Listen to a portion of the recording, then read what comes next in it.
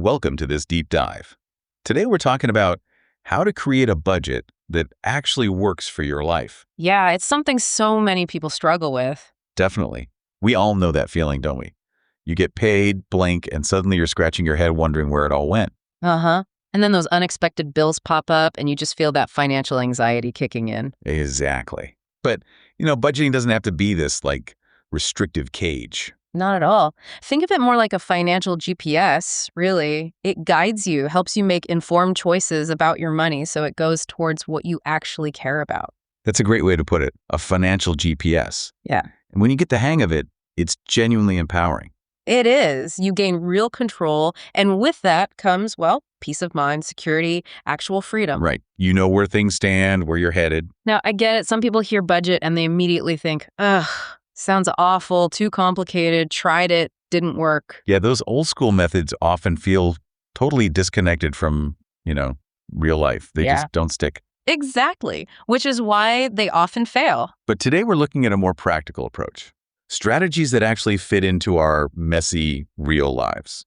We'll dig into how to build a budget for things like setting up that emergency fund everyone talks about, tackling debt, Saving for big goals like a house or travel. and just getting that overall feeling of being in the driver's seat financially. Because financial stability, it's not always about earning more money, is it? Not primarily, no. It's often more about making smarter choices with the money you already have. Okay, so let's start right there. Why is budgeting so important, really? Why does it matter so much? Well, it's a fundamental starting point. Consider this statistic. Something like 80% of Americans say they live paycheck to paycheck. Wow, 80%, that's huge. It is, and it shows this widespread financial stress, even for people earning, what seems like a decent income. And that stress, it bleeds into everything, doesn't it? Your freedom, your peace, your choices. Absolutely. It's like carrying this invisible burden all the time. So financial stability, it's more than just numbers. Right. It's that feeling of control, of confidence in how you're handling things, proactively shaping your future, not just reacting. It's like the foundation of a house, isn't it? If that's shaky, everything built on top feels unstable. That's a perfect analogy. Oh, So what makes up that solid foundation? Well, first, it's consistently meeting your obligations, paying your bills on time, every time. Okay, the basics. Then it's actively preparing for the future. That means building an emergency fund, making real progress on long-term goals. And maybe the biggest part. The peace of mind that comes with it, knowing you can handle whatever life throws at you financially. It can feel a bit abstract, though. Do you have a real-world example of how this works? Yeah, absolutely. Think about Michael. He was a high school teacher drowning in about $15,000 of credit card debt, zero savings, just stuck. Okay, that sounds stressful. Totally. Living paycheck to paycheck, affecting his work, his relationships, everything. The game changer for him was committing to a realistic budget. Consistently. And what happened? It wasn't overnight, I assume. No, definitely not. But steadily, he didn't just wipe out that debt. He built a 6-month emergency fund. Wow. Started saving for retirement, and believe it or not, saved enough for a down payment on his first house. That's incredible. It completely changed his outlook. It did. It shows how budgeting unlocks possibilities. You start making decisions based on your future, not just what you can afford right now. Yeah, you can focus on your career without that constant money worry hanging over you. It probably helps relationships, too. For sure. Money stress is a huge relationship killer. Ultimately, it gives you freedom to choose how you want to live. We mentioned the negative vibes around budgeting earlier. What are the biggest myths people believe? Oh, definitely. The idea that it's all about restriction. Like you can never have fun again, no more spontaneous treats. Right, like you have to track every penny and feel guilty about buying a coffee. But actually, a good budget gives you permission to spend, guilt-free. If you've allocated money for fun, for eating out, whatever, you can enjoy it. Because it's planned for. It's conscious spending. Exactly. Then there's the myth that you need to be a math whiz or spend hours buried in spreadsheets. Yeah, that sounds tedious. And it used to be, maybe, but the core idea is simple. Know what comes in, know what goes out. And technology makes that so much easier now. Tech really has changed things, hasn't it? Massively. Your bank app probably categorizes things for you already, gives you spending reports. Then you have dedicated apps like YNAB or Mint. They link your accounts, track everything, send reminders. It automates a lot of the grunt work. Makes it way less intimidating. Totally. And getting that clean picture of your money has ripple effects, right? How so? Well, when you're actively tracking, you become much more aware of your habits. And that awareness leads to better decisions everywhere. Like beyond just daily spending. Yeah. You might feel more confident negotiating a raise because you understand your value and your needs better. You can evaluate investments more clearly. Plan for big life stuff. Exactly. Even teach your kids better money habits because you're practicing them yourself. That's a great point, setting that example. And just day to day, it removes the guesswork. You know if you can afford something, how it fits into the bigger picture. Less buyer's remorse. Seems like it would reduce anxiety, too. Hugely. Taking control really does lower stress and boost confidence. That constant low-level money worry starts to fade. Better sleep, better relationships, better well-being overall. And it builds resilience for when things go wrong. Definitely. That emergency fund, knowing your spending patterns. It means an unexpected car repair is an inconvenience, not a catastrophe that sends you into debt. So it's not about saying no constantly. Not at all. It's about saying a clear, confident yes to what matters most to you and aligns with your goals. Your budget is your personal roadmap. It sounds absolutely foundational. It really is. If you look at anyone who's financially successful, they mastered budgeting at some point. It's step one towards freedom and peace of mind. Okay, so we're sold on why budgeting is crucial. But that first hurdle, actually figuring out where the money goes, it feels like magic sometimes, just disappearing. Oh, that vanishing money trick. It's so common. You see the paycheck land and poof. The key is just awareness, seeing the flow. Where does it come from? Where does it end up? So tracking is the bedrock before you even build the budget structure. Absolutely. Think of it like drawing a map of your money's journey. First, you got to identify the landmarks. Where does income come from? Not just the main job. Salary, any side gigs, maybe investment returns, rental income if you have it, bonuses, all of it. And notice the patterns. Is it steady, like a paycheck, or variable, like freelance work? Okay, income sources identified. Then expenses. Yeah. It's not just rent and car payments. Right. You need to break expenses down. You've got your fixed ones, same amount, same time, pretty much. Rent, mortgage, loan payments, some insurance. Then variable, these fluctuate. Groceries, gas for the car, utilities sometimes, entertainment. Depends on your choices and usage.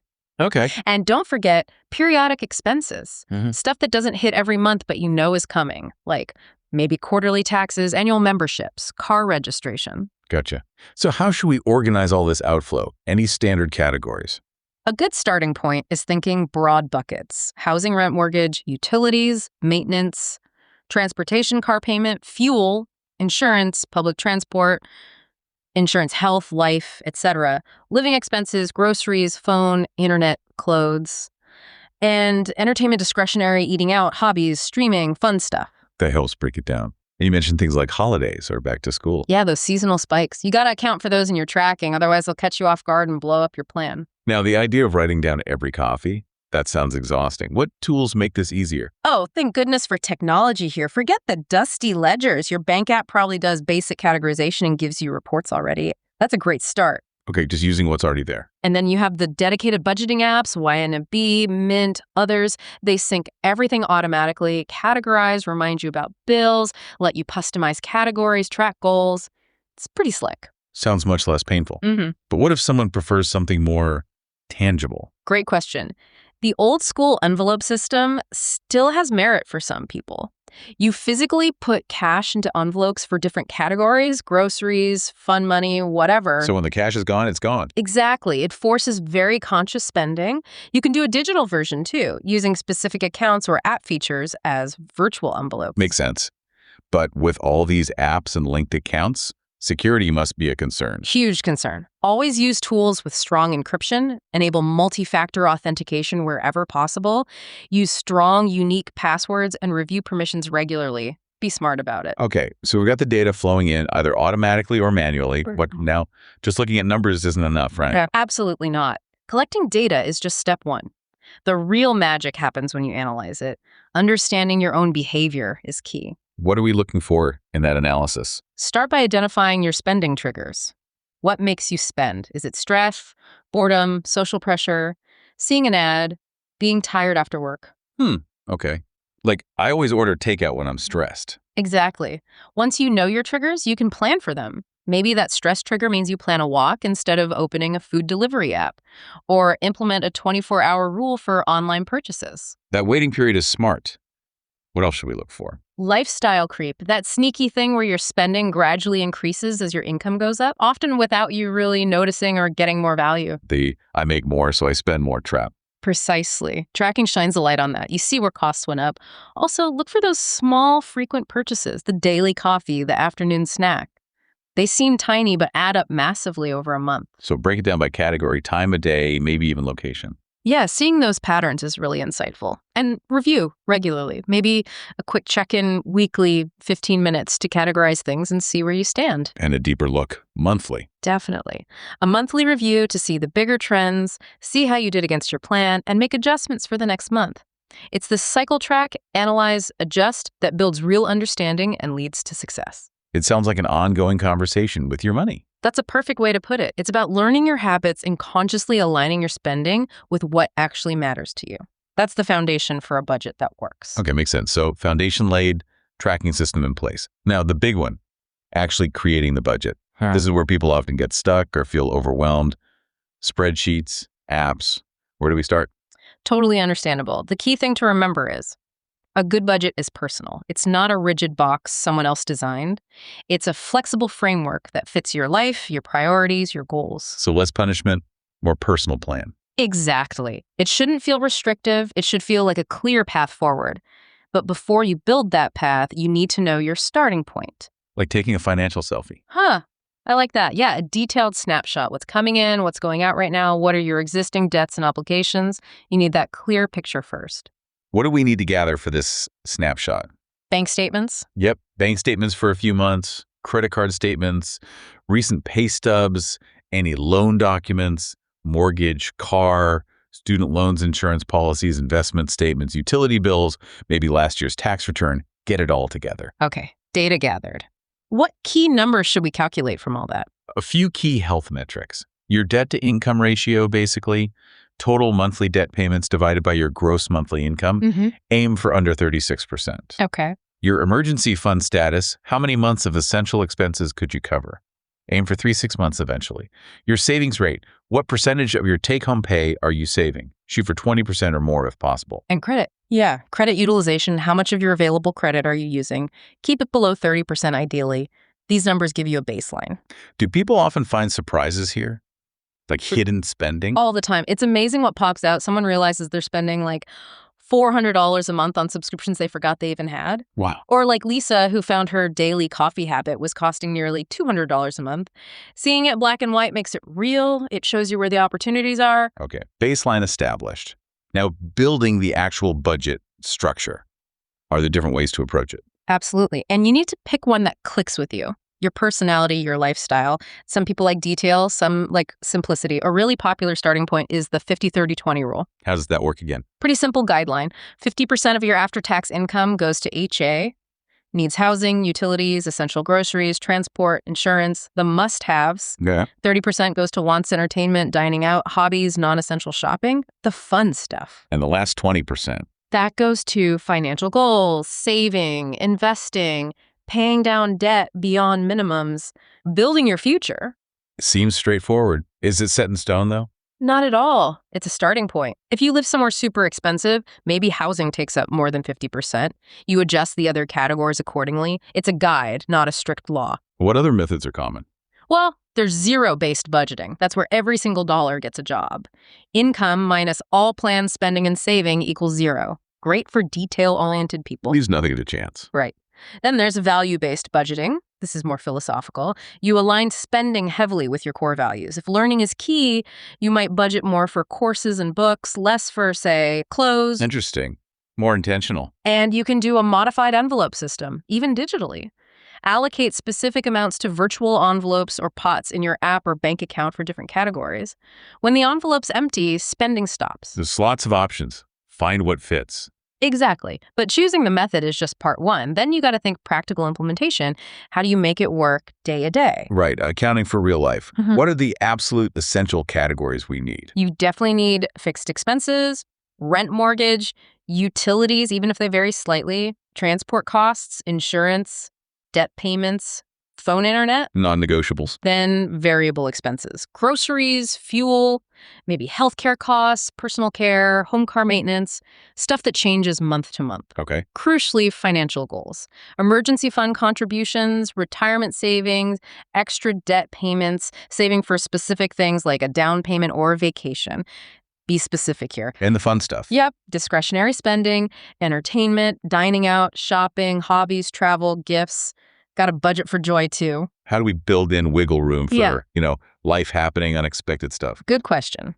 Flexibility is key. One way is small buffer zones within categories. Add a little extra cushion for minor overruns. Okay, like a mini emergency fund for groceries. Kind of. Another way is an irregular expense fund or sinking fund. Save a bit each month for things you know will come up eventually, but not monthly car repairs, vet bills, holidays. So they don't feel like emergencies. Exactly. And prioritize building that main emergency fund 3 to 6 months of essential expenses. That's your real safety net. So it's not static. We need to keep checking in. Oh, absolutely. It's a living thing. Quick weekly check-in, 15, 20 minutes. Look at recent spending, see how categories are doing. And monthly. A bigger review. How did the month go overall? Where did you overspend or underspend? What needs adjusting for next month? Quarterly too. Good idea for a strategic check. Right. How's progress on big goals? Does the whole structure still make sense for your life right now? So the best budget is the one that actually helps you reach your goals, reflects your life, and critically is one you actually use. You nailed it. It's about what works for you, not some perfect ideal. It should empower you, not constrain you. Okay, that makes sense. But even with a great plan, actually saving money can feel like a constant battle, like you're always giving things up. How can we save without feeling deprived all the time? That's a huge sticking point. The reframe is key. Saving isn't just about sacrifice. It's more about making smarter choices and cutting out waste, often without actually reducing your enjoyment. So finding savings without feeling the pinch. Exactly. Often, small tweaks add up significantly and give you more breathing room. It starts with understanding value versus cost. Explain that difference. Cost is just the price tag. Value is the benefit, the satisfaction, the joy you get from it. Smart saving maximizes value, often while minimizing cost. Can you give an example? Yeah, think about Maria and her daily coffee. She spent maybe $5 a day at a cafe, so $150 a month. She realized the value wasn't the fancy cafe, but a good cup of coffee to start her day. So what did she do? Bought a decent coffee maker for, say, $200, started brewing at home. Supplies cost her maybe $30 a month. The upfront cost paid for itself quickly. She saved over $100 a month, and she actually enjoyed her home ritual more. Better value, lower cost. Nice. How do we apply that thinking generally? Ask yourself questions about your expenses. Does this really add value to my life? Is there a cheaper way to get the same benefit? Is this spending out of habit or real need? Does it align with my bigger goals? Being more intentional, less automatic. Precisely. And think about when you buy things. Timing can save you a lot. Buy winter clothes in spring, summer stuff in fall, wait for sales on electronics or big purchases. Strategic shopping. Can tech help here? Definitely. Price tracking tools like Camel for Amazon or browser extensions like Honey that find coupons automatically. Cashback sites like Rakuten too. Just use them for things you were already planning to buy. Don't let them tempt you into extra spending. Good caveat. So it's about optimizing, not just cutting everything fun. Exactly. Optimization, not elimination. Think about John, who loved his expensive boutique fitness classes. Great workouts, but pricey. What did he do? He realized he could get similar fitness benefits by setting up a basic home gym resistance bands, maybe some weights, and joining a free local running club for the community aspect. Still fit, much less cost. Smart swaps. What about those fixed bills, insurance, internet? Can we save there? Oh, yeah. Don't assume those are set in stone. Periodically shop around for insurance quotes. Call your internet or phone provider and ask if there are better deals available or if they'll match competitors' price. Negotiate. You might be surprised. Robert saved $475 a month doing this across insurance, internet, and credit card interest. Wow, $475. That's significant. Subscriptions are another big one, right? Huge. The average person spends a lot on subscriptions they barely use. Do as a subscription audit. List them all. Track usage for a month. Calculate the cost per use, see if there are cheaper alternatives, then cancel or consolidate ruthlessly. Lisa saved $148 a month just doing this. It sounds like designing your life to make smart choices easier. That's a great way to put it. Conscious consumption over deprivation. Part of that is understanding why you spend impulsively. What are your emotional triggers? Like stress shopping. Exactly. Stress, boredom, social pressure, FOMO, even celebrating. Recognize those triggers and develop healthier alternatives. Rachel realized she stress shopped online. She replaced it with going for walks or doing something creative, saved money, and felt better. Shifting the habit. What about experiences versus things? Generally, experiences tend to provide more lasting satisfaction than material possessions. Thomas shifted from buying gadgets to taking cooking classes and exploring local parks. He spent less overall and felt richer. It's about conscious abundance, finding richness in experiences and intentional choices. So, mindful consumption. Like Karen, who stopped buying fast fashion and curated a wardrobe she loved and decluttered her home. Less spending, more satisfaction. It's a mindset shift. Reframe saving not as deprivation, but as investing in your future freedom, your goals, your opportunities. That's empowering. So it's about progress, not perfection. Yeah. Small, smart choices that add up. Exactly. Every mindful decision compounds, redirecting your resources towards what truly matters, often while improving your quality of life. Okay, fantastic. So we've created the budget, we're tracking, we're saving smarter. But the million-dollar question, how do we stick to it long term? Yeah. Life happens, temptations hit. What makes it last? Ah, yes, the endurance challenge. Sticking with it is often harder than setting it up. The key isn't just willpower that burns out. It's about building habits, systems, and strategies that make it easier, almost automatic. Making it part of your routine, like brushing your teeth? Kind of. Think about habit formation. Cue, routine, reward. You identify a negative financial habit, like that stress spending example. Yeah. Cue, feeling overwhelmed. Routine, online shopping. Reward, temporary relief. Right. Successful budgeters like Emma figure out that cue and replace the routine. Maybe the routine becomes going for a walk, listening to music, or calling a friend.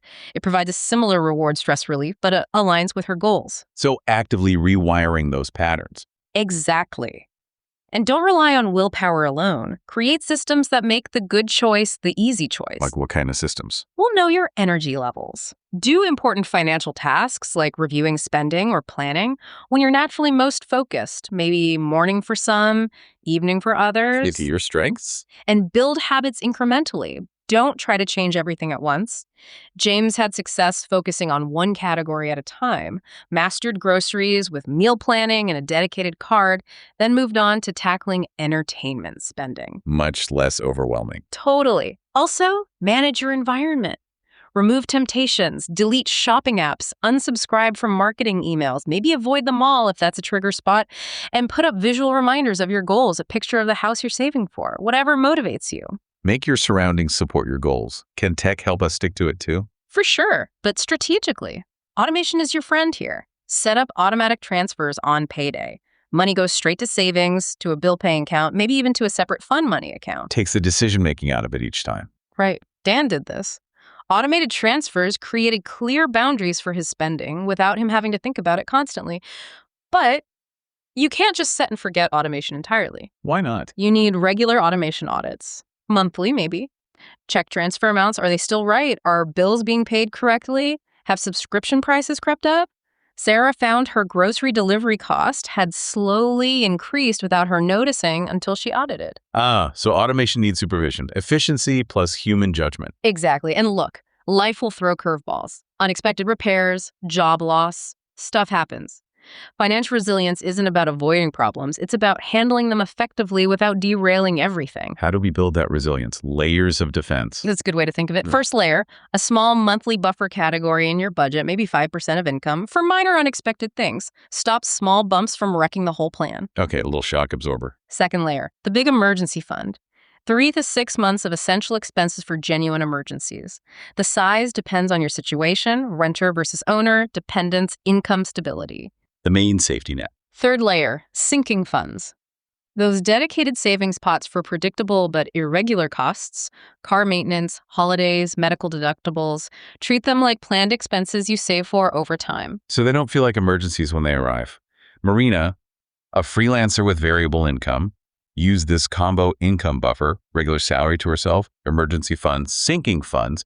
It smoothed everything out. That's a great example, especially for variable income. What about social pressure? FOMO, fear of missing out, that can wreck a budget. Oh yeah, that's tough. Seeing friends spending freely. Definitely. Strategies here: suggest free or cheap activities. Host potlucks instead of going out. Be honest with close friends about your goals. The good ones will support you. Plan ahead for social events you know are coming. Maybe even have a dedicated social fund category. Gives you permission to spend socially within limits. Exactly. So sticking to it long term is this blend of practical tools, psychological awareness, building supportive systems, and just consistent engagement. Progress, not perfection. That feels achievable.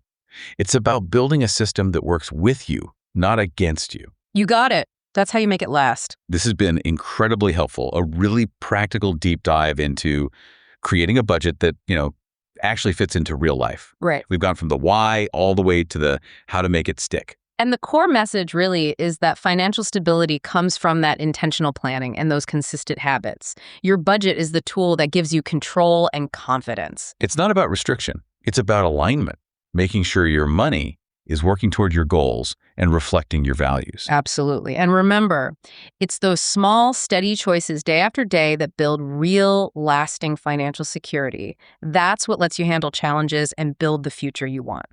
So, a final thought for everyone listening. What's one small habit, just one thing you can start doing this week to get a better handle on your finances? Yeah. What step can you take towards building a budget that truly works for you?